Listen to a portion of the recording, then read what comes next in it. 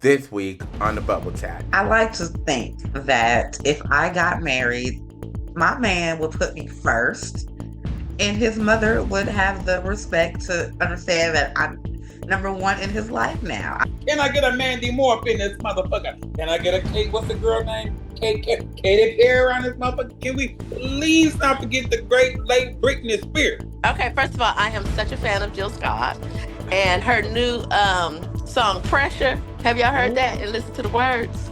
I'm about to. Baby, it's cold. So it's basically talking about her having an affair pretty much with a married man.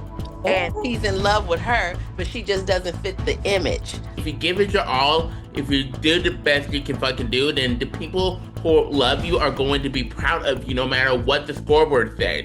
Of course, you wouldn't, simple bitch, but her security guard probably had so many things.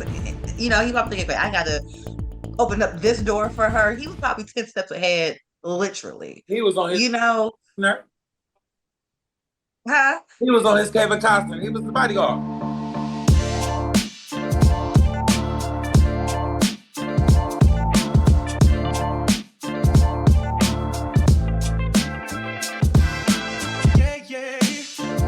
Hey everyone, it's your girl Shay Sugar, and welcome back to the Bubble Chat. I'm so glad you decided to hang out with us for a bit today. If this is your first time tuning in, this is the space where we pop the surface of everyday topics and really get into the good stuff, the messy, the beautiful, and everything between. We've got a packed show for you today, so settle in, grab your favorite drink, and let's get into the flow of things. Now, looking at the calendar, this week officially marks the beginning of February, which means it's the start of Black History Month. Yes. It's always such a vibrant time of the year filled with a specific kind of energy as we collectively pause to honor the innovators, the creators, the leaders, the magnificent motherfuckers who have shaped the world that we walk in through today.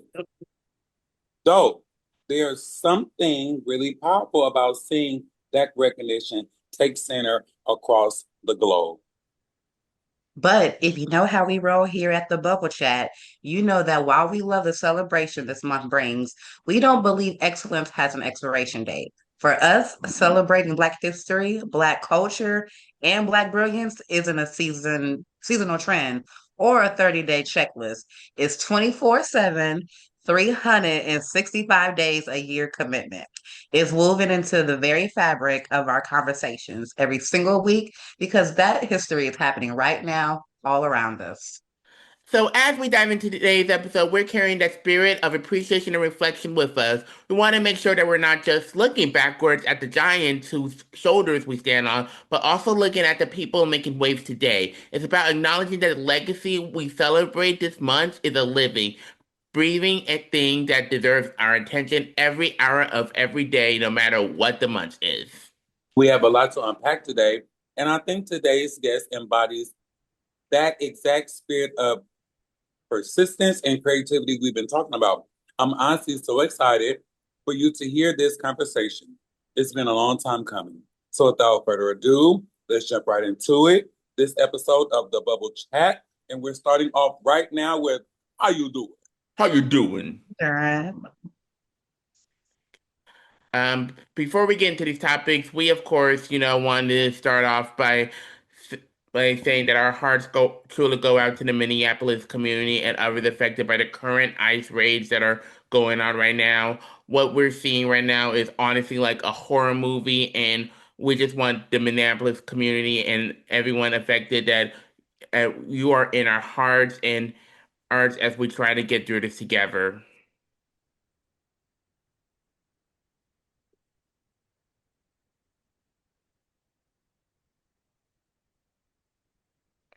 Adonis, I think you have. Oh, that was me. And we supposed to talk about it?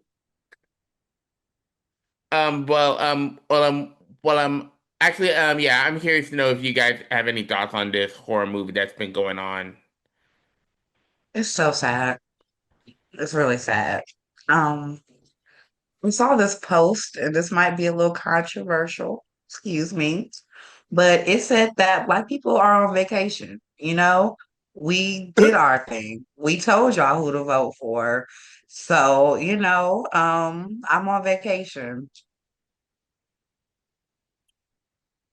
Well, even though I'm on vacation on by the pool, tanning, I'm still getting alerts and pings on my goddamn phone. Yeah. So this is the latest conspiracy that I heard today. So allegedly, these are mafia and mob people. That's why they're going around uh masks and all that. They have no training. They don't know what the fuck they're doing. These are mob and mafia members. Get The this. ICE Get agents? this. Other country. Allegedly. That's one I'm hell of a gonna say conspiracy theory. Venezuela and Russia. I'm gonna say Venezuela and Russia.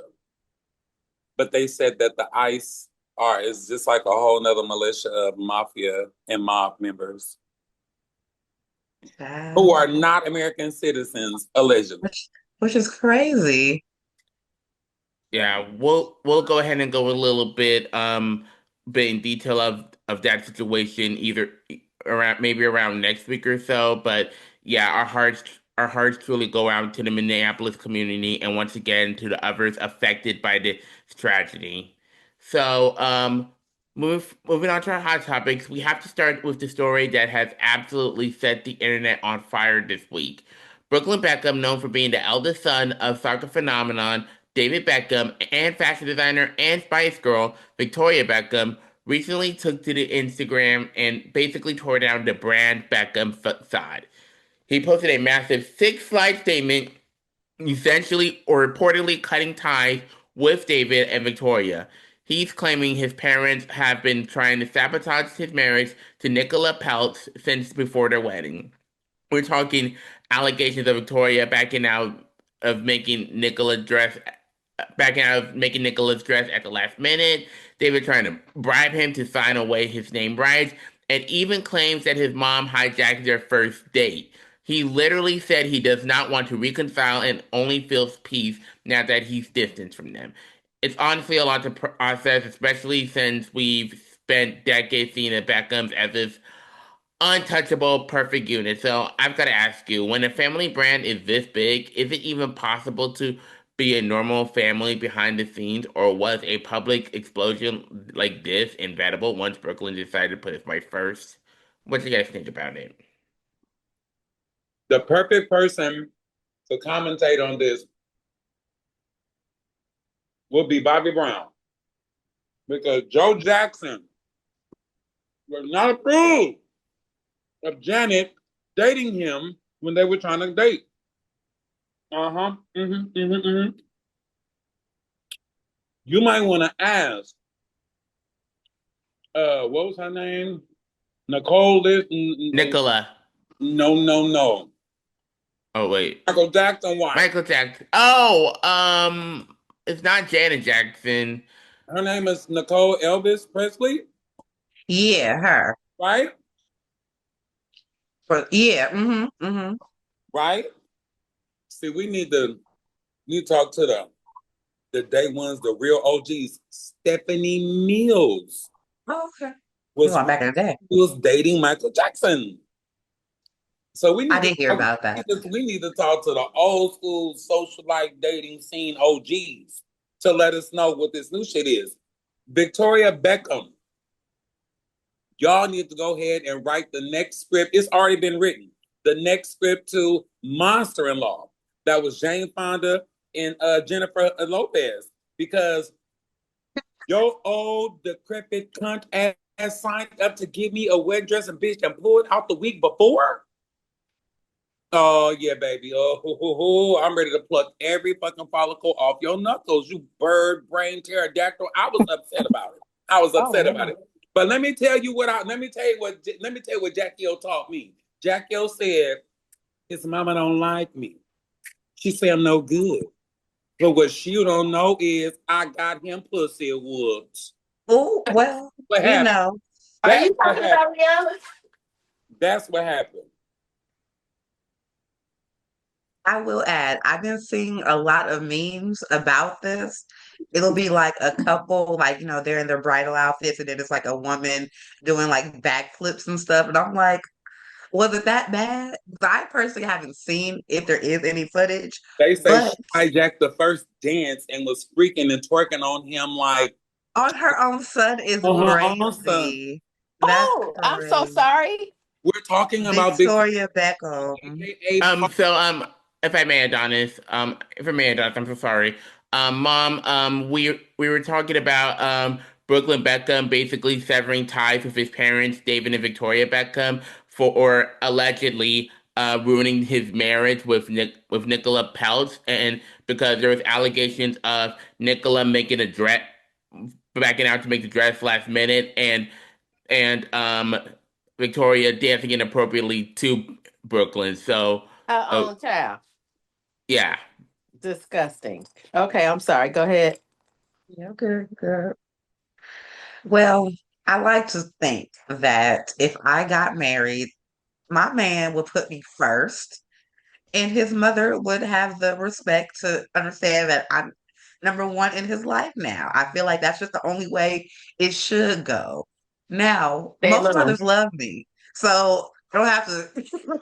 What's I your don't have to sign? expect that. It should just happen naturally. I think that's what people should do, but not everybody is normal. Some mothers love their sons just a little bit more than they should. And that's that. I personally don't have any kids. I don't know. But I don't think that I would take my relationships onto my child, if that What makes is your sense. sign, I'm a Tisha? Pisces. I knew it. Oh, what are That's you? why all mamas like you, honey. They When's love your us. birthday, Yes, Tisha? they love me. They Girl, Tisha, love I when's am your me. February 28th. Oh, okay, you can then. All When right. are you? March 16th. Oh my okay? God. Yes, yes. I Moms knew it. love I knew me. it. You know, we're very intuitive.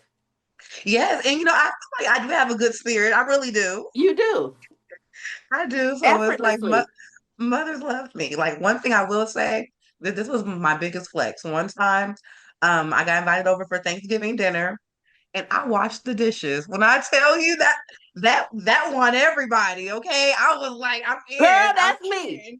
My dishes at home will be filthy, but I'm gonna wash your dishes. Trust. See, I'm trying to tell you that won me bragging rights. Okay, to this day, his Oh, family y'all, I gotta wait. is I gotta take this call. I'm gonna call right back.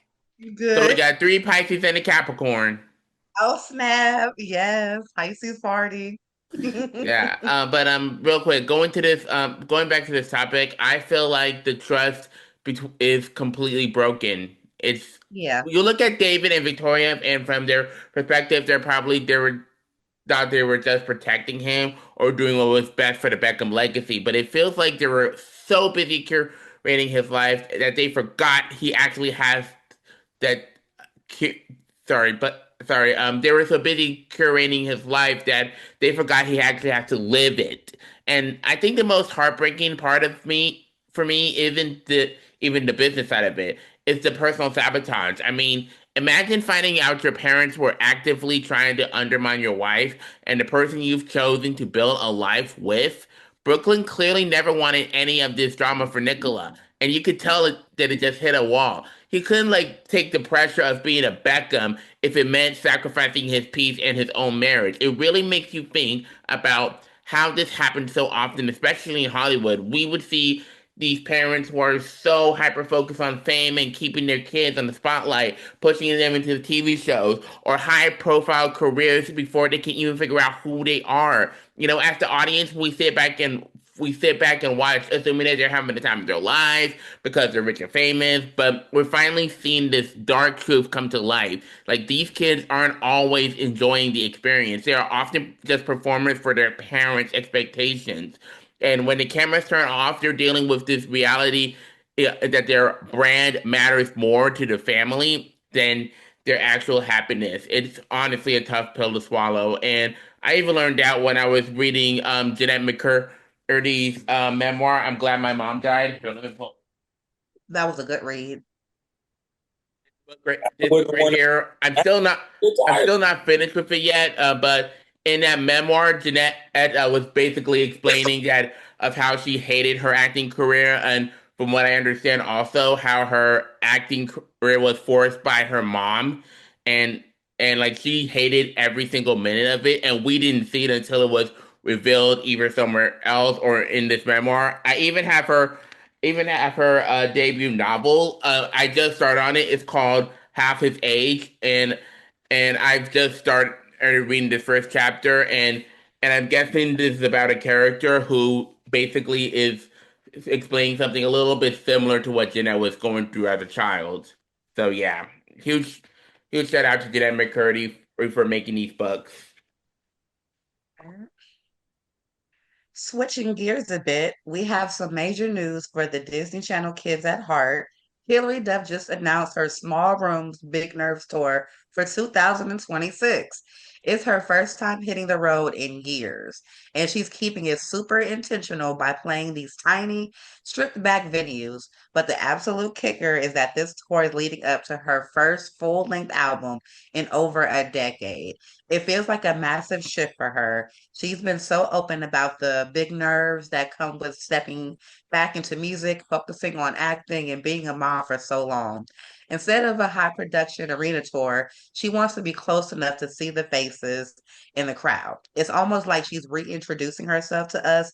And honestly, after 10 years of waiting for her music, anticipation is through the roof. So, what do you guys think about this? Because me personally, the millennial in me is screaming, okay? I love me some Hillary Duff, y'all. You So grew up this is watching just Lizzie McGuire like everything. me? Yes, like I remember, like, do you remember when McDonald's had the good stuff? How like you would get a Happy Meal, you would get like a. I remember Hillary Duff had a CD. Okay, I played that CD. So yes, I'm excited. I'm sorry, y'all. This is just my heart is just so full right now. Okay, I watched half of the concert on TikTok live. I was so juiced. I I want was so to get juiced. this audio system before Black History Month really takes into effect. I want you to get this whitewashed stuff audio system, but for Black History Month stuff. Now we already got a Swiffy. Now we got a Duffy up in this motherfucker. Now I'm a obliger. Duffy is crazy. And we got the Queen Bee fan. Now let me tell you. Now I was a fan of a white woman. Her name was Madonna. Well, But I didn't like all her shit. Now you motherfuckers have just lost your minds acting like this cream of the crop, these little white fish bitches is everything and the end all be all. when I Now was a act little like that girl, that was my That's So Raven. Simpson. Can I get a Mandy Moore up in this motherfucker? Can I get a Kate? What's the girl name? Katy Perry around this motherfucker? Can we please not forget the great late Britney Spears? Because a whole bunch of white Like bitches she's out there. still with us. She's still with us. To get this whitewash filler out of your blood, nervous, and system. Because Black History Month is upon us. Now, like I said, I'm a obliger. That's Mary J. Blige. I need you to pick somebody name and walk. Nicki Minaj.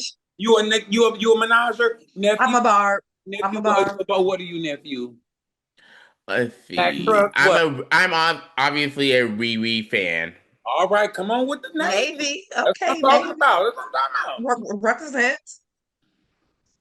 All right, I have to actually jump in here because I genuinely feel like the timing for this comeback couldn't be more perfect because we are officially seen in the deficits. I mean, think about it. Lizzie McGuire literally just hit his 25th anniversary this month, and Hillary is leaning into that legacy in the best way Yep. possible. When she was putting this tour together, she didn't just throw some songs on the set list. She's honoring the fans who have been there since day one. She's bringing all those Y2K aesthetics back to the stage, and talking we're talking the outfits, the energy, the whole vibe that made us fall in love with her in the first place. It's like a massive stylish thank you note to the generation that grew up with her.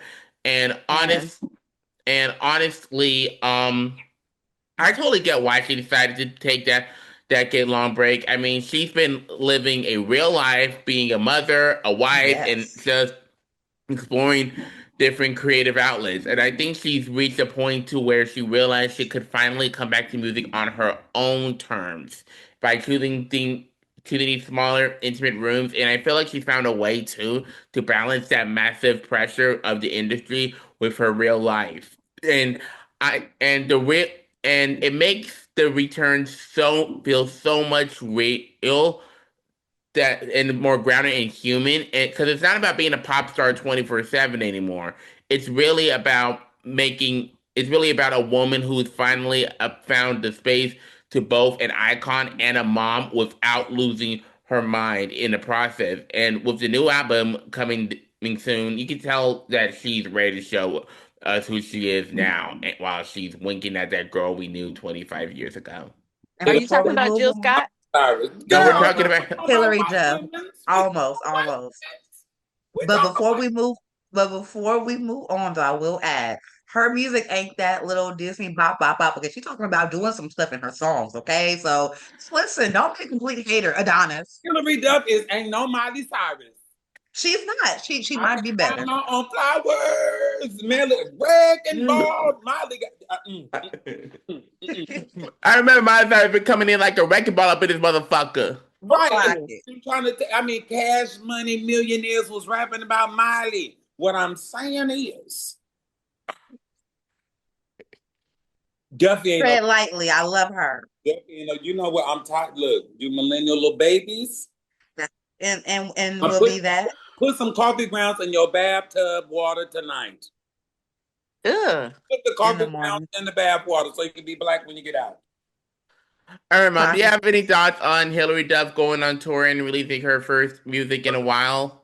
No, but I'm excited to watch it only because Tisha is like selling her really well, and I'm so interested. So sorry to say I don't even know who she is, but I'm excited to find out. You remember watching? You remember me watching her shows when I was a kid? Hillary Duff. Oh yeah, yeah, yeah, Yeah, yeah, yeah, Lizzie yeah, yeah. McGuire on Disney Lizzie Channel. McGuire. Yes, Y'all most Yeah, see? definitely. Okay, I know who she The is. talking, little blonde lady. Yep. way Cute. y'all talking, she gonna be performing for the Super Bowl halftime show. You know what? Y'all can move on because you're about to hurt my Tisha, voice. I'm on your side. Thank you. We Thank about to go you. turn the fuck up. The best side. Oh, Joanne. Okay, so y'all want to talk about Jill Scott's soulful return? Yes. Hmm. Okay, first of all, I am such a fan of Jill Scott and her new song Pressure. Have y'all heard Oh, that and listened to the words? I'm about to.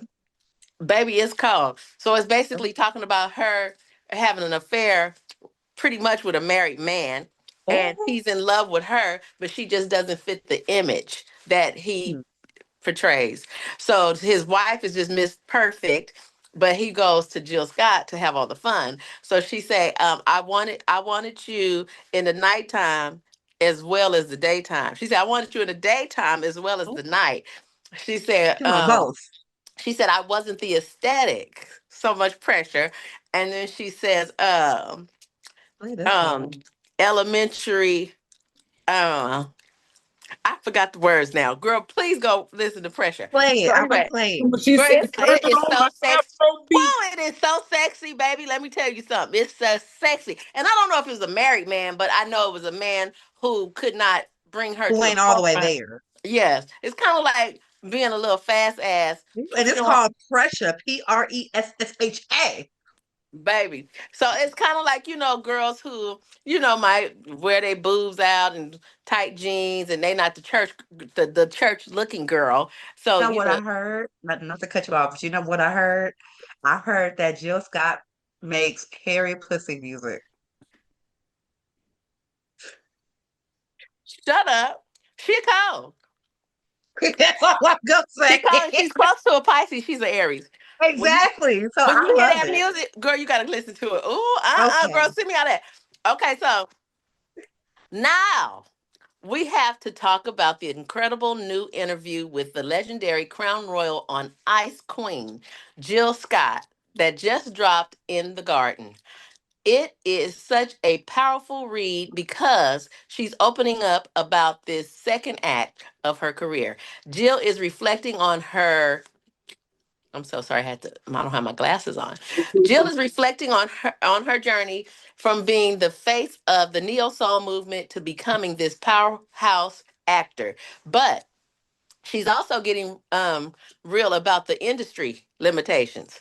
She talks about how she's finally at a place where she refuses to be put in a box, whether she's writing poetry, hitting the screen, or getting back into the studio. One thing that really stuck out was her talking about the the purity of her early days versus the wisdom she has now.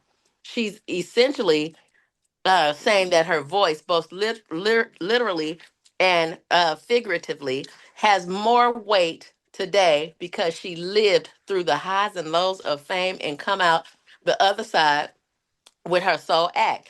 It's that raw, honest Jill Scott we've always loved. But with this new layer of Don't Mess With Me, confidence that is just so inspiring to see. It is. Jill mentions that she feels more vocal now than ever before. Do you think it's easier for artists to find their true power once they've stopped trying to fit in the industry? Absolutely. Soul singer or actor categories and just start existing as an artist. So yeah, I really do. And she's been on everybody's podcast and she's Mhm. really, I mean, she's always been pretty open. I'm such a fan. And that Crown Royal on Ice, that's the outro of Imagination. Have you heard Oh, Imagination? I have, yes, yes. When she say, how did the stars get inside the room? What is this feeling we're Yes. making? It's the most. Oh, girl, I just love this song. Her music is beautiful. Her music is beautiful and it's very sensual and it will put a root on a man. Do you understand me? Okay. She's not Yes. to be played with No. at No. all. And this new CD, yes, honey. Hey, but listen to me when I say this. I'm listening. This new album, Too Short, is on it. Kevin Choice from the direct music director, Kevin Oh, Choice, musical director, engineer, surprise. professor, um, Kevin Choice, who just did Yoshi's with Mr. Fab, and he did Oh, they done turned her out. baby. Let me tell you something. She been out. She She been she out. worked with Too Short before, ain't honey? She probably turned them out. Don't get it twisted about that, Aries baby. Her singing "Be My Dirty Love." Honey, let me tell y'all something. Woo! Hold on, I'm just gonna Women's play gonna be this. mad because they about to do "Call Me Number Two." Joanne, Yes, if I play 10 seconds of pressure, would you get in trouble? Oh, have mercy. likely. 10 Oh, seconds? He said likely. it's worth Yeah. it. I'm just gonna play 5 seconds then. Come All on. right. Pressure. Baby, listen to this, y'all. Oh, Lord have mercy, God. Listen to the music. The bass player. Oh, can y'all hear it? No, it's going in and out. It's going in and out, baby. Just Yeah. sing it. Just sing it out. I can sing it. Mm-hmm. Okay. Your hands on Listen, shut up. my right back. I wanted you to be mine Ooh, in the daytime as well as the night, yeah. but you needed to hide me, and that just doesn't sit right. I wasn't the aesthetics. I guess I get it. Ooh, So much pressure to appear just like them. Pretty in cosmetics, Mm-hmm. elementary alphabetic. ooh. That's So giving much poetry, pressure baby. That's giving to That poetry. appear is just like them. not the snaps. Yeah. Everything Don't is want to get on my nerves. Just like them, just All right. like them. Alrighty. So much pressure to appear just like them. She really break it down, and it's like I watching a have to movie. play that now. It's Alrighty. almost like you I watching a just. movie when you listen to her music, because she paints that picture, baby. And I Mm-hmm. could just Alrighty. Really I just good. want imagine to her say man. I could just shut up, Joanne. Let me say this. I could just don't you imagine. need to tell me? I'm Cannot talk sorry. about Love you things so like much. that. But I could just Don't you need to tell me? imagine Shut up. her letting the man in her house and he hurry up and get in there so she can close and like close the door like he's sneaking. Yes. Oh, dirty, rotten, low down dog. Mm-hmm. And Oh, I then he love come her over there, and her music. honey, and he come over there and she just wear him out. And now he got to go home. I hate men. I don't hate men. Let I me was take gonna that say back. you lesbian now? You lesbian? No, that's what I ain't. Okay. Okay. That would be you. Okay, That is not me. I feel like it just goes to show that Jill isn't just resetting on her classic sound. She's taking those deep, soulful Philly roots and grafting them onto the energy of right now. Yes. You can hear it in her new singles. I mean, like Pressure and Beautiful People. It's got that signature Jill Scott warmth, but there's a way that it can only come with living a lot of life. I mean, she mentioned that she waited to be inspired for this one, and you could just really feel that patience in the music because it doesn't just sound like an artist trying to keep up. It sounds like the artist everyone else has been trying to keep up with for the last 25 years. I mean, and I think it was for a while, and the industry tried to put her in this very specific neo soul, but Jill has been too big for that. I mean, coming off to the 25th anniversary of Who Was Just Gone, she's walking back into that booth with nothing to prove and everything to say. If you thought A Long Walk was a vibe, just wait until you hear what a decade of fucking wisdom sounds like over a DJ Premier beat. I agree. Do y'all mind if I read Beyonce before Adonis do Rihanna? Because I gotta go. If you want, Yeah. Okay. To wrap up our headlines, which but we're not not really really. wrapping up, Not really. um, because he's doing Rihanna. Um, we have to talk about this recent deep dive into Beyonce's philosophy on success, specifically her take on embracing imperfection.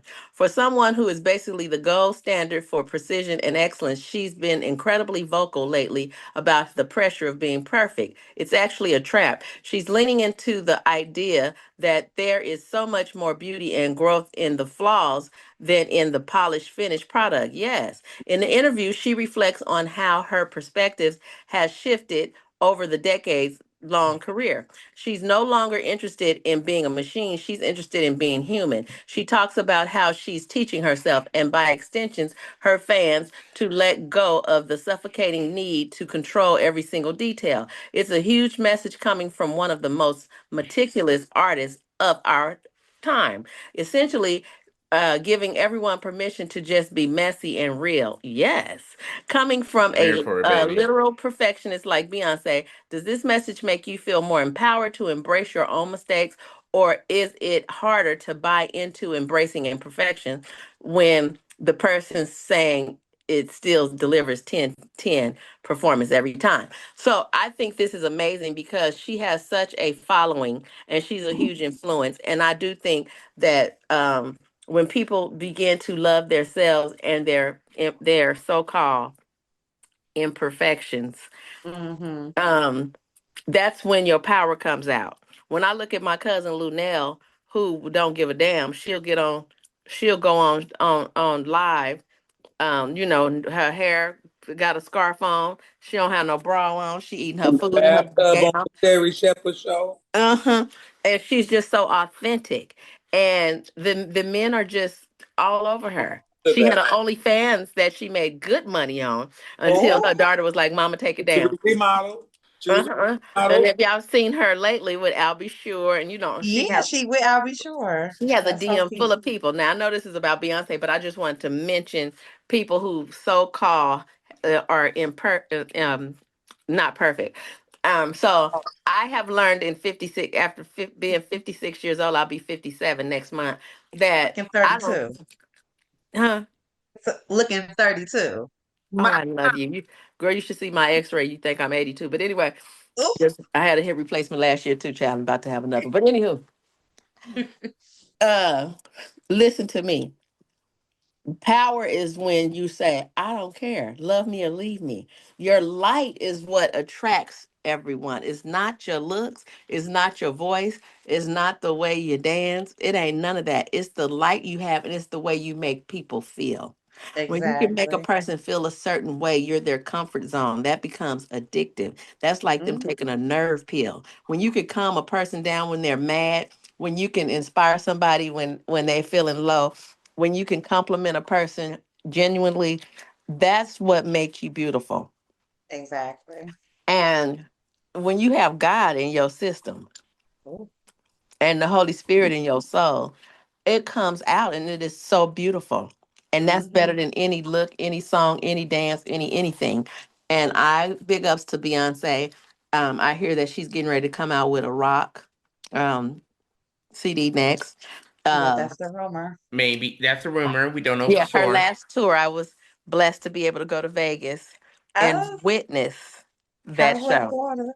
I will It was, never forget get like the surprise Destiny's Child reunion. To be quite oh my honest, God, when Destiny's Uh, Child came out, I think I pooed it you had to. You because I had to. screamed. I screamed and I think Yes. I pooed it. I think I It's, did. it's But when I okay. tell you, was anyone smelling your ass? first of all, my poos don't stink. But anyway, so when Jay-Z came out, everybody, it was just amazing. Oprah was there and all the I heard people. Tyler Perry was there too. Tyler had his little she was there, honey, little Mhm. Tylisha. She was there. And it was just amazing. It was such an amazing show. I think So you're I am God's looking forward favorite. to whatever she's bringing this time. Hmm. But her last tour, she really showed out for us, the culture, the And blacks. did. I mean, I She really showed have to out. give it up to Beyonce because I think she made a good point about what it's actually to really lose in a game. Because we usually only see these trophies and the Grammys, but she's being so real about the fact that losing, especially when you put your whole heart into a competition, is incredibly disappointing. Because when you care that much, it hurts. But what I Hmm. love the most about that message is how she redefines what a winner looks like. Because she's basically saying that when you see someone performing at their absolute best, and maybe the outcome doesn't go the way they hoped, it doesn't change the fact that they're a winner in their eyes as the people who truly see them. Because if you give it your all, if you do the best you can fucking do, then the people who love you are going to be proud of you no matter what the scoreboard says. And to That me, part. there's no such thing as being perfect in order to win. I think oftentimes and when I was a kid, we fall into this like trap where we see successful people and to think they have this some sort of superpower, or if they just do everything perfectly, they're guaranteed to win. But that's just not how life works. Nope. If people believe in you because of your drive and your heart, not because you're a machine that never misses, because the sex isn't always about that flawless record. It's about the reality that sometimes you're going to work harder than anyone else and still come up short. And Beyonce's point is that you have to embrace that. You're never too big or too smart to lose. And accepting Hmm. that isn't a weakness. It's actually the only way to keep growing without letting the pressure of perfection crush your spirit. Say, nephew, we got soapy in the motherfucker here on the bubble chat because nephew was on his soapbox. And she is getting older now. And Blue Ivy is getting ready to take over in my eyes. Talked about Raggedy Baby's last episode. We're not gonna bring children into this today. Okay, but we're not gonna put raggedy when I just brought it. You wasn't here, Clock it. girl. You're not gonna say raggedy, honey, after I said Blue Ivy. Tune into the bubble chat broadcast of last week's episode where we had to talk about artificially manufactured babies. And Blue Ivy is not one. Me and Sir are. No, they're not. Mhm. We ain't gonna. We moving forward into the future. We're not going into the past. You the one brought it up, so watch your mouth. Please check out the bubble chat last episode, I season was on it. 19. I don't remember y'all being disrespectful. Or maybe 18. Go back twice. Check out 17. Season 4, episode 17, 18, or 19. And catch that T. Okay, well, ladies and gentlemen, it's been great. I have to tune out now because I have to go rescue someone up the street at Safeway. Right now. But I love y'all so much. And Tisha, it was a pleasure meeting you. Nice And I meeting you hope you have an too. amazing time at work tonight. Oh, thank you And so be much. I'll see safe. you this weekend. All I'll see you right. at the I'm show. gonna Have a add good you on weekend. IG. Please do. Comedian I Shay will. Sugar. Okay. Bye, All Joanne. I right. love you so much, and I'm All so right. proud of you. Good Thank you, job. Mom. I'll talk to you later. Okay, bye. Goodbye. All right, Adonis, give us the reread. Let me pull it together. Hold on. Let me get it together.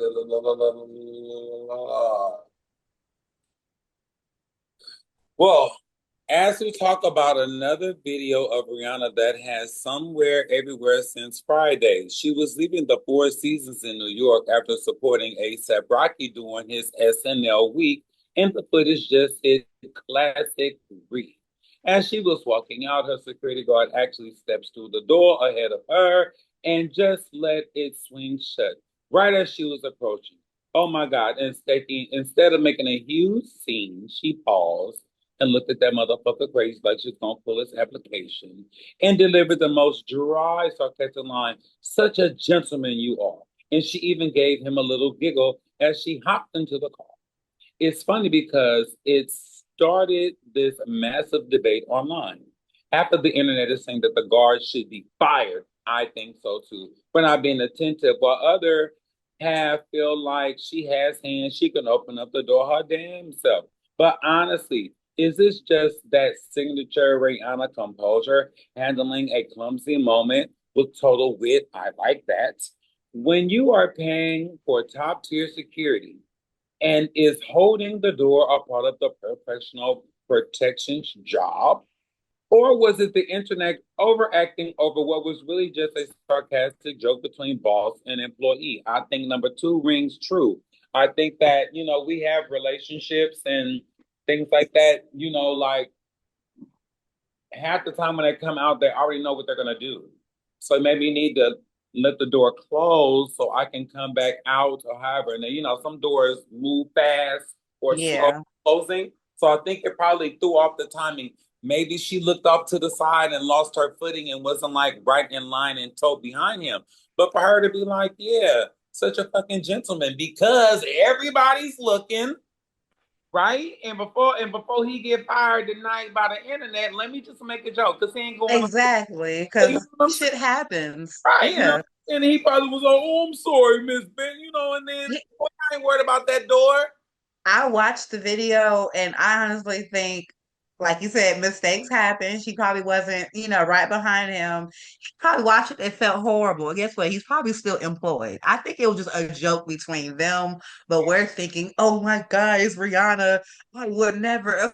Of course, you wouldn't, simple bitch. But her security guard probably had so many things, he probably thinking, I gotta open up this door for her. He was probably 10 steps ahead, literally. He was on his You know, Costner. huh? He was on his Kevin Costner. He was the bodyguard. Yeah, so it's like, oh, I got a door hit you. Do you know? Let me not say that, but The dog hit you with a good Lord split that part, okay? It was a door that hit you. Thank God it wasn't Nathaniel else, okay? So you. yeah, I Okay, think that was real. okay, so Rihanna was leaving the Four Seasons in New York after supporting A$AP Rocky. So I feel like it's that effortless bad girl Riri energy that we love. She didn't she didn't have to scream or make a scene to let him know that he messed up. But I was thinking about it, and let's be real, the only reason why it stayed polite is because of who she is and where they are. If that had been someone from back home in Richmond or East Oakland, we wouldn't be talking about it as a sarcastic quip and again go. That would have been a completely different situation. If you know, you know, and the conversation at the door would have been a lot louder and a lot more direct because you don't just let a door swing back on someone where we're from. It's respecting security or not. Yeah. And the fact that she just glided into the car after that little jab shows that she knows exactly how to check someone while her crown was straight. And she gave him just enough to let him know his gentleman card was revoked for the day, and then she kept on moving. As we've been saying all morning, Black History Month on the Bubble Chat is more than just a date on the calendar. For us, it's a time to really intentionally shine a spotlight on the incredible Black individuals who are moving the needle right now, whether they're chefs, directors, artists, innovators, any field you can imagine. We celebrate this excellence 24/7, 365. But this month gives us a chance to really deep dive into the stories of people who are making history in real time. Today, we are shining that spotlight on a visionary who has completely redefined what a blockbuster looks like. And I'm talking about the Ryan Coogler. Ryan Coogler's latest film, Sinners, just broke an all-time record for the most Academy Award nominations for a single movie, and we're taking home 16 of them motherfucking nominations. That puts him ahead of cinematic legends like The Titanic, All About Eve. The Coogler's impact isn't just about the awards or the record-breaking box office numbers from Black Panther to Creed. It's about the way he tells our story. He started with Bluebell Station, a raw, honest look at the life of Oscar Grant in his own backyard of Oakland, California. He didn't just make a movie, town business. He didn't just make a movie, he gave a human race to a tragedy the world tried to simplify. He's always been about bringing the gaps between high stakes entertainment and deep culturally specific truths. Come on now, Mr. Coogler.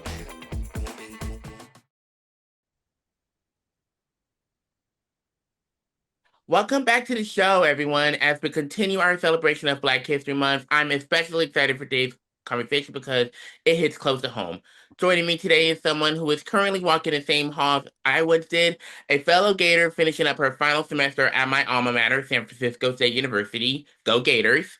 But she isn't just a student, she is a powerhouse and a multifaceted actor, creative, and community leader, and the CEO of Curly Crown's Hair, a brand dedicated to nourishing and embracing the beauty of natural textures. From her leadership roles in the NAACP and the National Congress of Black Women to her deep-rooted service in youth ministry from LA to the Bay Area, her journey is a masterclass in leading with faith and culture. Please welcome to the show, Amylah Charles. Amylah, it is such a pleasure to have you. Welcome to the show. Thank you. It's a pleasure to be here. I really appreciate you keeping me in mind and welcoming me on the show and really showing that us Gators, really, we stick together. Yes. So let's start from the beginning. You started Curly Crowns at just 16 years old. Now that you are finishing your final semester at SF State, how has your definition of success for the brand evolved since these early days in your bedroom? Yes. So, yep, it all started. It all started in my bedroom. You do great research. My perception or like how I classify success then compared to now. When I was younger, earlier in my business days, I thought success looks like being in retail stores all over the world, by 2024. That was something that was on my list of where I saw myself and where I saw my success leading me. Now, as a 21-year-old, with my business being several years old now, I would say my definition of success is the impact. How many customers, not how many, but are we helping customers, not only with their hair care, but their perception of themselves and their natural hair?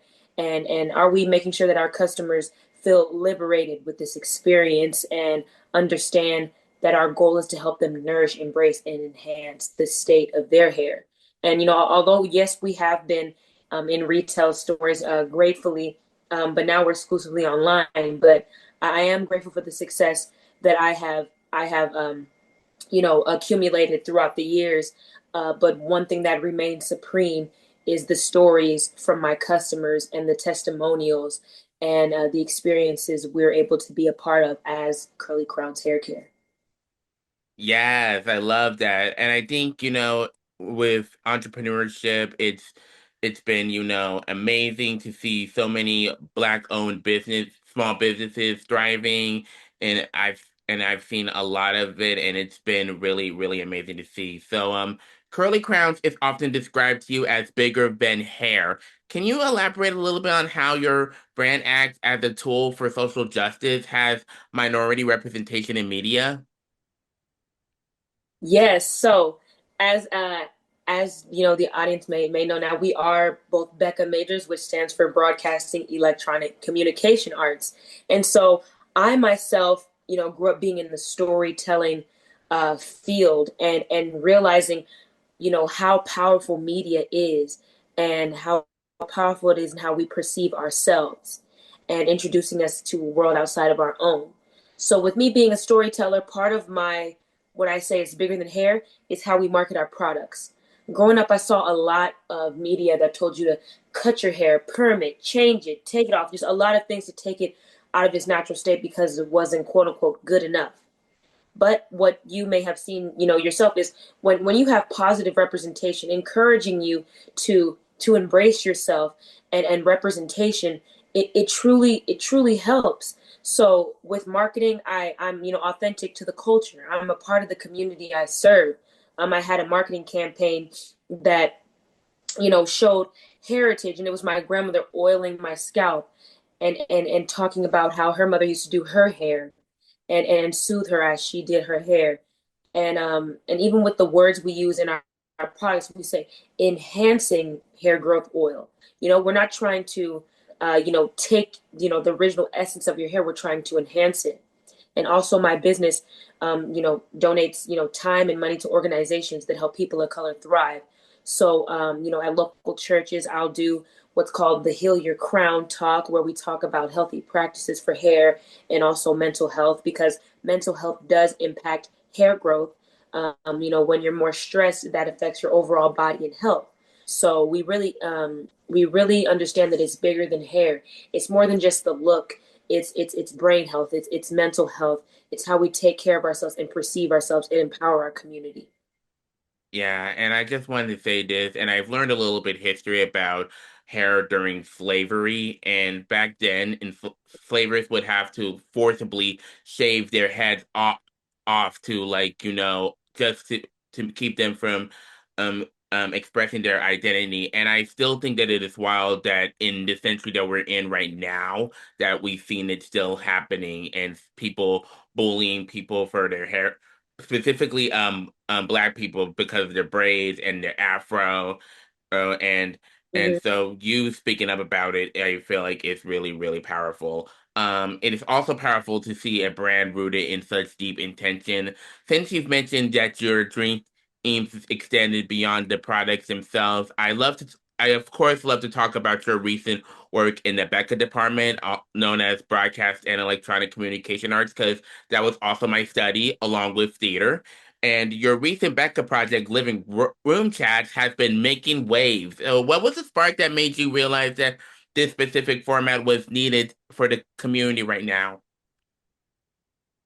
Yes. So I living room chats is something I came up with um, as it was my early days in college, and I wanted to call it living room chats because I've had some of the most powerful transformative conversations in my grandmother's living room, with family members, with extended family members, with friends, with people who would just stop by midday while I was playing with my doll sitting on the carpet. So I wanted to call it living room chats because it's important, it's raw, it's real. We're talking about just a slew of different topics, bringing it to the living room, which I consider a safe space and really where we do the workshopping at. And then we leave that living room and we take a piece of that knowledge and wisdom and even comedic moments with us outside of the living room. And so I knew that if I was going to have this access to tools and help, within the back department, that would be a story and stories that I wanted to 100% tell and share. So in our very chats, YouTube was the we talked about police brutality, and my friend that I had lost to police brutality, and so I used living room chats not only to spread awareness by talking to Oscar Grant's aunt and uncle, Auntie and Uncle B, which are founders of the Love Not Blood, campaign, and they're also, like I said before, the aunt and uncle of Oscar Grant, and they talked about their experience working with Ryan Coogler on the movie Fruitvale Station, and how they wanted to.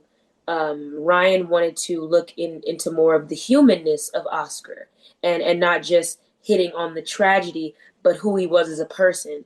And so that's influential to me as a storyteller and as the host of Living Room Chats, because I want to be able to spread the word and, really dig deeper into stories beyond the tragedy, highlighting the tragedy, but knowing that our story doesn't stop and start at tragedy, and it doesn't start and stop at oppression.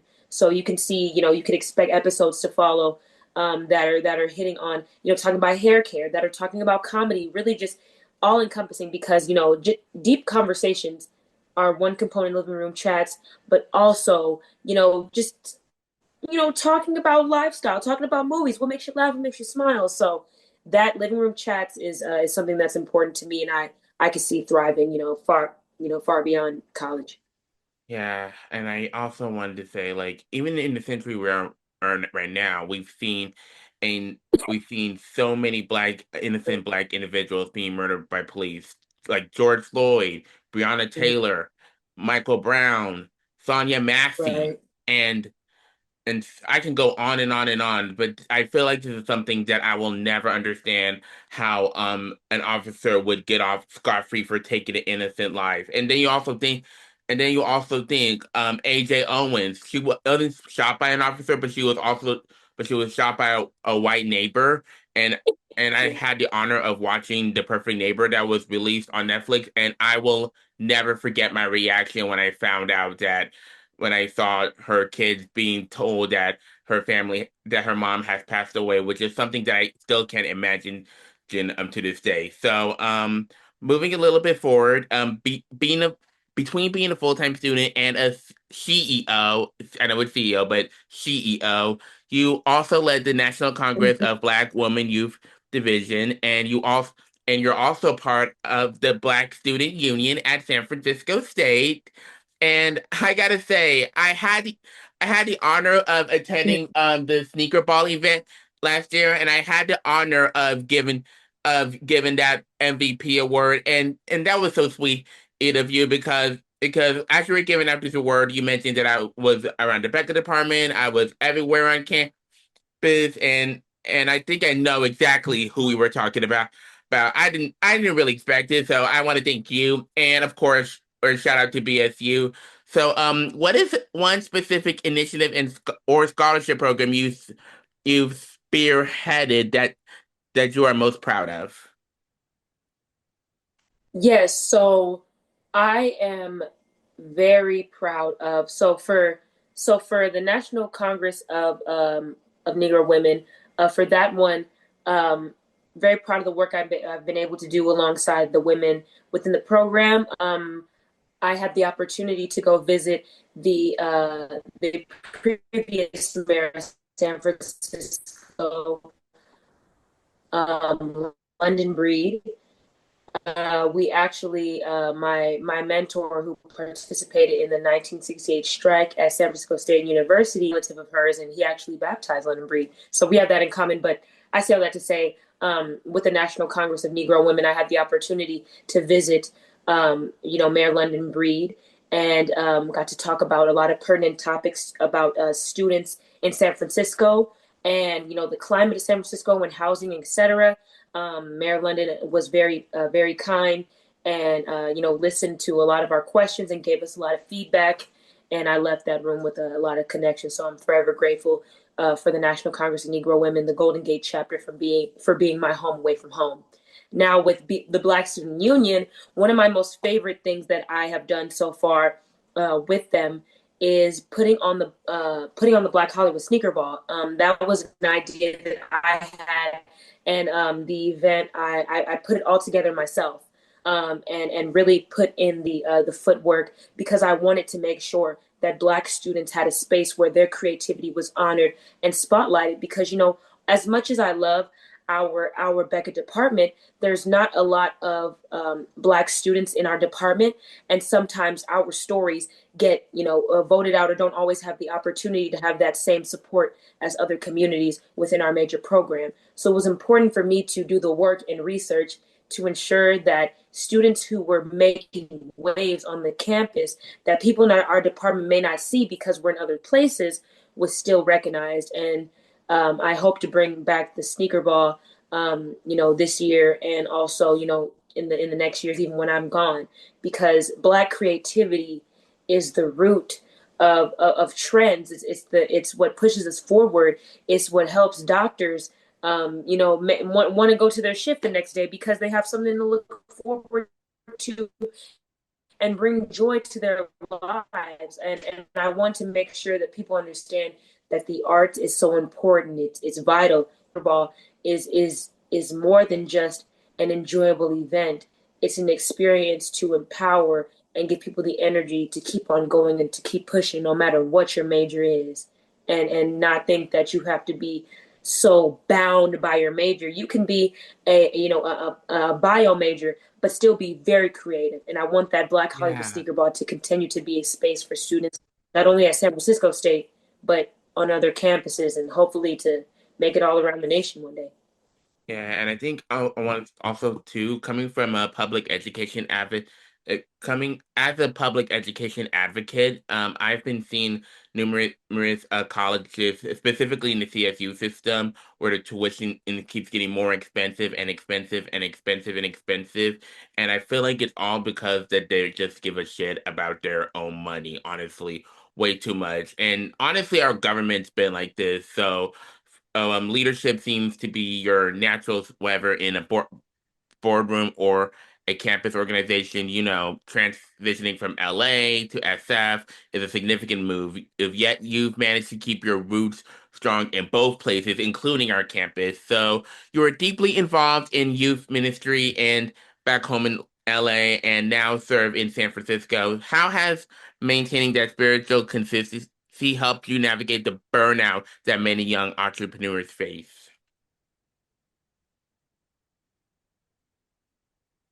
Yes, so this has been a reoccurring topic for me ever since I was young and participating in several community organizations and endeavors. Um, Finding that balance has honestly been tough. And sometimes it's hard to even listen to my own advice. But one thing that I feel like is reoccurring that I feel like, God just leads me to do is, yes, follow your purpose. But the same way you take care of your business, you need to take care of yourself. And one thing that one of my cousins had told me was that God is your business partner. Consult Him on the way, on the way to go, as you're moving forward, and He will guide you. And one thing that's been so important to me um, is that I most recently been trying to practice is the way that I would schedule business, schedule your fun. And that really helps because when my cup is full and when I'm taken care of, I can push out, my best work possible because I'm not trying to pour out of an empty cup. And one verse that sticks with me throughout entrepreneurship is only the things you do for Christ will last. So is a goal that I'm trying to work towards every day. It's not easy to balance it all. I'm sure you can identify with that yourself. You're an expert in a lot of fields and have a lot of pathways that you're taking right now as well. Yeah. And we mentioned this too, that you're a member of the Black Student Union at SF State.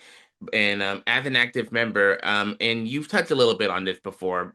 I mean, you touched a little bit on this, but how has the campus climate influenced the way you are approach advocacy in your business marketing? And can you give a little bit of context of what the BSU at SF State is for those who may be new? Yes, so the Black Student Union is an organization that focuses on the betterment of Black students on campus, providing a safe space for students, not only to, advocate for the issues on campus, but to have somewhere you can decompress and be yourself. And we actually at San Francisco State University, we are the very first Black student union in America. And so a lot of the BS used to follow our structure and our principles and our morals. So it's a pleasure to be a part of something that is so monumental and came from the 1968 strike, where Black students and students of other ethnicities also fought for more space for students on campus, fought for the ethnic studies program, and a slew of other initiatives. And it was really the groundwork that also helped the Black community. And because of our activism, it created spaces for other disenfranchised groups on our campus. So I started off my college journey as a member, and then I became the vice president of the very first Black Student Union. And thank you. And now I hold the position of community engagement officer. So still on the board, still making an impact, engaging the surrounding community, and trying to find ways that we can build community on campus and spread out and expand our network to off-campus partners as well. And so it'll always be a huge piece of me, and I'll always be so grateful for the people I was able to meet through Black Student Union. And one thing I would say is I would encourage students to be a part of it. Take on Yeah. a leadership role, even if you're not in a leadership role. Mhm. A member is just as important, because as leaders, there's nothing to lead if we do not have our members, and our members are leaders and inspire us in different ways as well. And so it's like a village. I help you, you help me. Yeah. And I think it's very important not to get caught up in titles and hierarchy, because at the end of the day, we are Black individuals with the same goal, and that is to lead and advance and support ourselves and be a tool for other people to um, be able to look to, and be a blueprint. Yeah, and I think also important too, and I think I learned about this also while I was in community college, that I think it's important for everyone to know that Black Student Union isn't restricted to just Black people. It's open for every race, every ethnicity, and it's inclusive, and everyone's invited really. Just like how I, just like oh, I'm sorry, I didn't mean to cut you off. I know you're okay. But yeah, like, and as I was trying to become the president of my improv club, it went south, but we still made it work. I'm it's not like restricted to theater or dance majors or minors. It's really open for every major or minor who really just wanted to get their foot out of the door, or relieve some stress. Because I remember when I was taking an improv class at SF State. I've met a lot of majors that are bio majors. I met a lot of majors that are computer science majors, cinema majors. I can go on and on and on. And I think it's clear that your journey in them is a master class in divine reaction, as you've called it. As you've prepared to walk that stage at either the Giants Park, or the back or the Beckett department, or maybe both. I did that too, along with the theater department. And so for the underclassmen at SF State who are currently sitting in the BSU or Becca Lounge with a business idea, what is the first practical step that you tell them to take while they're still in school? I would say, first, with your business, find what's called your value proposition, your wow factor, your story. What do you bring to the table? Like I say, there's a lot of hair care brands out there, but for me, I wanted to bring equity to the hair care industry by providing products for men and women in the Black and Brown community. And it was important for me to make sure that we had products for different states of hair. Like, for example, we have our I don't know if you can see it's our shampoo bar that Yeah, helps massage the scalp, but it can also be used on your face, on your beard, to help with razor bumps and burns, and hyperpigmentation and things of that nature. And we have our I need to beard give me one of oil those. behind me, and we have also our best-selling hair oil. So I say all that to say, find your value proposition, find your lane. Um, that's very important. Not everybody can be, a like a Shea Moisture. So I'm going to be the best curly crowns hair care I can be, and fill in the gaps that Shea Moisture leaves. Um, so I would say find your value proposition, and also find your network. Being in college, a lot of people nowadays, they might not think the best about college, but college is a great networking opportunity. When else in your life will you ever get to, be in the same room as somebody who's a bio major, and then somebody who is into nutrition, and then somebody who's into storytelling? We all need each other. A doctor needs a storyteller, because how else will we know about Kaiser and different hospitals and how they help? We need each other. So lean on your network. And just because somebody is younger than you or a different major, or even older than you, doesn't mean that they can't help you. Doesn't mean that you can't just chill with them. They can be a great friend to get your mind off of all the tasks that you have to do. Remember to lead with not a transactional heart, but an open and attentive heart when you are stepping into these spaces as an entrepreneur. Be a social entrepreneur that thinks about the social cause and thinks higher than themselves, and understand that you can do all things through Christ that strengthens you. Yeah, and I think also too, I don't know if you heard me, but I was saying that I need to give me one of those soaps that you recommended, that you were Oh, showing me, yeah. cause I'm like a little bit of prone to razor bumps, so that's probably why you're seeing. I don't know if you can see it, but I have pimple patches on them. It's not like ideal, but but it's been working, and it's been like they've been like lessening them a little bit, so I'm just really working with what I have. So I might need to give me one of those ASAP. So Yeah. Amylah, looking ahead to the rest of this year, what is the next frontier for you? Is there a new industry or medium you are itching to explore? And or what is your advice for people who want to start their own small businesses, even though they might feel dejected at times? Yes. So, the first question, where am I looking to go in pursuing my business? I am looking to expand our collection. Right now, we have a slew of products that focus on scalp health, that help with shedding. It also helps with tension alopecia. It also helps with, increasing blood circulation in the scalp. And also, we have, beard oils, hair growth oils, shampoo bars, and a lot of different kits that focus on different pain points for hair. So I'm looking to expand the line, and also get back into retail stores. Right now, we're exclusively online and we'll ship right to your doorstep. But we want to get back in retail stores.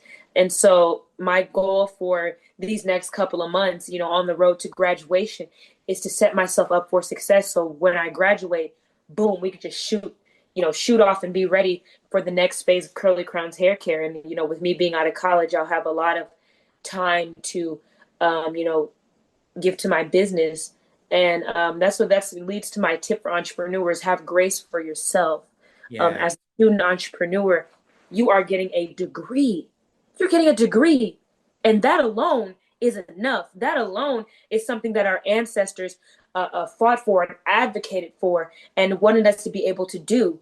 So, find pride and strength and just amazement with that within itself. You are going to college to, extend your education. That's amazing. And so don't ever feel like you're not doing enough. You are doing far, far above, what's enough. You're doing amazing things. So I would say have grace for yourself and find balance. Entrepreneurship is absolutely amazing. Take it piece by piece, okay? Yeah. Don't look at Shea Moisture and Pattern Beauty and get discouraged, because everybody has their own separate journey. Realize that you're a student and you're an entrepreneur. Right. You're doing both at the same time. So build it like Pharrell has a Lego movie. It's called Piece by Piece. Yes. Build piece by piece, okay? Sometimes all we can afford to do that day is, put a little bit of glue here and a little bit of dirt there, and that's okay. Yeah. And some days it's just meant for you to step back and admire your work. I've come a long way. Don't think that you're going to end up with the entire pyramid in one day. Great things take time, and everything will happen in its perfect time. And where you're at right now is amazing. Even if all you've done is written down the name of your business, you're there. You're on a good Preach, girl, preach, fucking preach. path.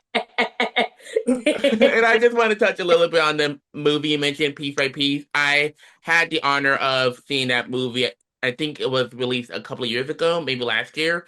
And Yeah. it was really, really amazing to see Pharrell's journey in the Lego version because I grew up playing with Legos a lot and I saw the Lego movie, I saw the second Lego movie, and it was really, really good seeing because like ever since I was like playing with Legos, I always visioned of what a movie would look like in a Lego world.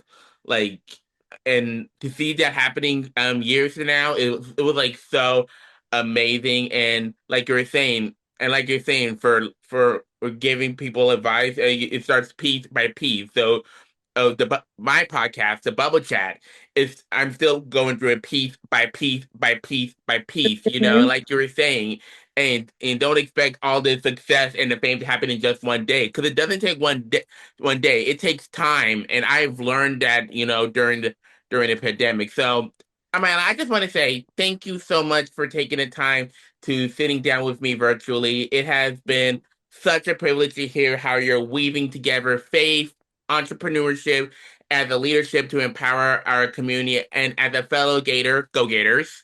I am incredibly proud to see the legacy you're building at SF State and beyond. You are a true testament to the excellence we as we celebrate Black History Month. And of course, to all of our listeners out there, make sure you check out Curly Crown Hair Care and follow Amylah's journey as she finishes this final semester and takes her brand to even greater heights. We're going to take a very quick break to hear from kind of our sponsors, but not really our sponsors because we don't really have any sponsors. But don't go anywhere. We will be right back with more from the show.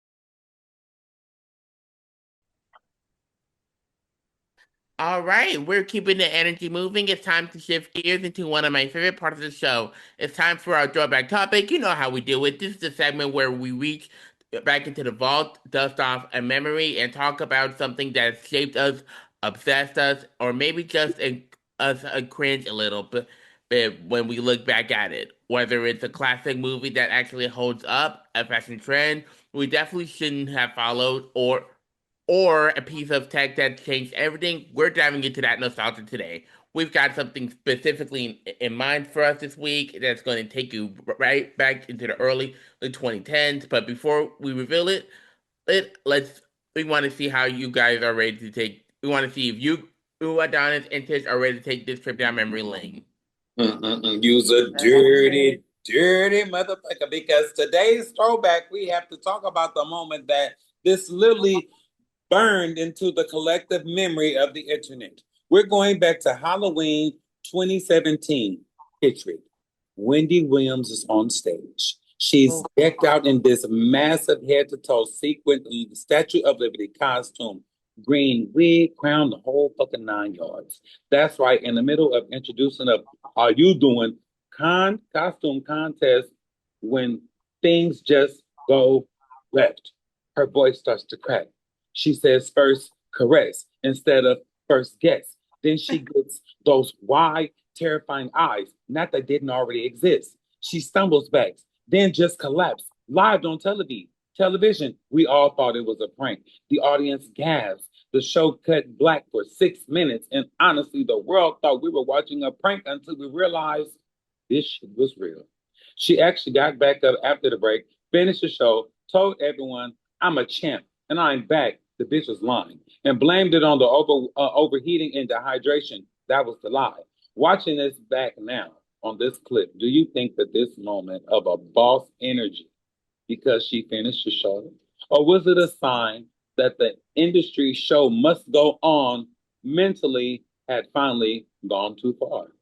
Excuse me, the industry's the show must go on mentality had gone too far. If I could add this really, really quickly, do y'all remember when Beyonce had did a triple backflip axel off the stage and then got up like Tina Turner, started shaking that shit? Now The beehive gonna get you. The beehive gonna get clean. you. They scrubbed it clean with that easy off because we can't find that shit nowhere.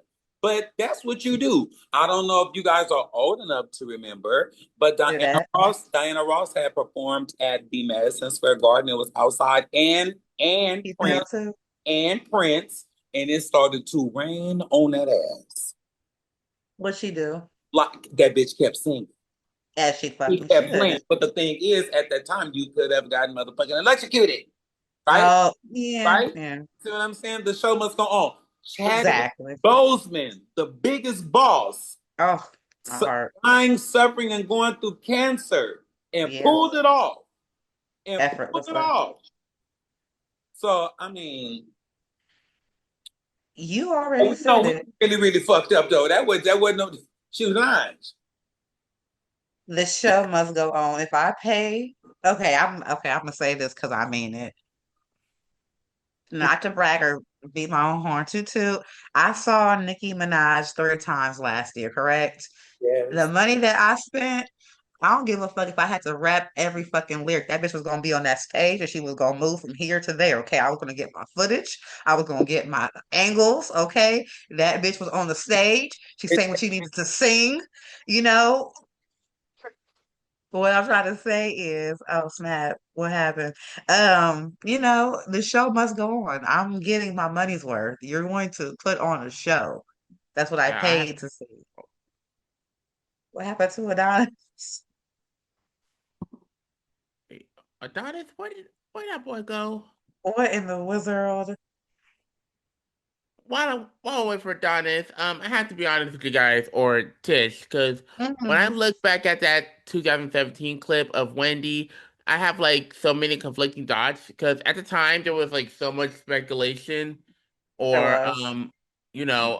where was it just heat? Was she dehydrated from those heavy sequins, her, uh, or because of her history? People Yeah, were like even whispering about whether she might have been under the influence of something. But a the lot of really people had that heartbreaking thought. part is looking back now with the benefits of hindsight, is that we know so much more about what's happening behind the scenes between Mm-hmm. her battle and Graves' disease and her lymphedema, and the Yeah, more recent diagnosis we've learned about is clear.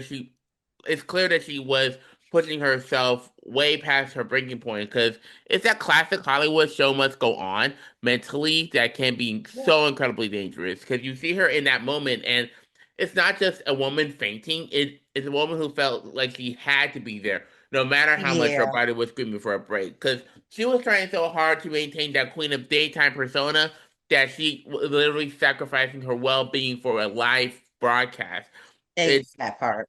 it's a tough lesson on boundaries, and we all love the champ energy she had Of course. when she got back up and finished that episode. But knowing that what we know now about her long-term health struggles, you just wish someone would have stepped in and told her it was okay to take off their crown and go home. Like, you can That ignore your part. body's check engine light for so long before the whole machine breaks down. And So yeah, unfortunately, I'm we I'm did actually kind of see that hoping happen. too that Wendy is doing okay now. Yeah, Alrighty, I'm watching normally, a few of the dots. Go ahead. huh. What'd you say? Oh no, I was just saying, a few years back when she was giving us a little bit of her glimpses, she seems to be doing a lot better and in better health. So we're praying for Miss Wendy Williams. Yeah, How you doing? yeah. Normally Adonis signed this off, but his device that he's using, I think, is his iPad. That battery just died, so we're gonna let Tish close this off for today. All right. And that brings us to the end of another episode of the Bubble Chat. I want to say a huge thank you to all of you for spending your time with us today, whether you were listening during your commute, while doing chores, or just taking a breather. We truly appreciate you for letting us be a part of your day. As we wrap up and you head back into the world, I hope that you carry that little bit of bubble energy with you. Stay curious, stay compassionate, and most importantly, stay true to yourselves. Life moves fast, but taking these moments to pause and really look at the world around us what keeps us grounded. Don't forget to follow us on all our social media platforms to keep the conversation going throughout the week. We love hearing your takes and your stories, so don't be a stranger. Hit that subscribe button if you haven't already so you never miss an episode. And tell a friend to tell a friend. Leave us some comments, and we'll be back same time, same place next week with a whole new set of perspectives. Until then, take care of yourselves and each other. Remember, the world is big, but the bubble is where the real talk happens. This has been The Bubble Chat. I am your girl, Tisha Mack, and I will see you on the next one. Bye, y'all. Yay.